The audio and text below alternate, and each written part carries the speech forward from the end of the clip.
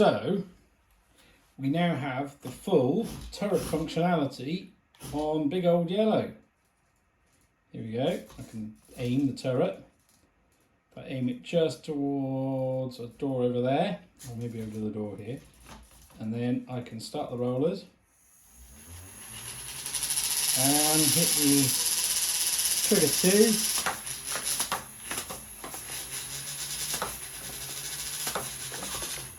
To fire it.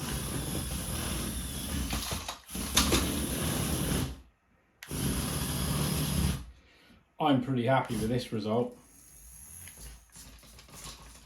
It's a bit jerky. I might need to put some smoothing on the movements for the servo.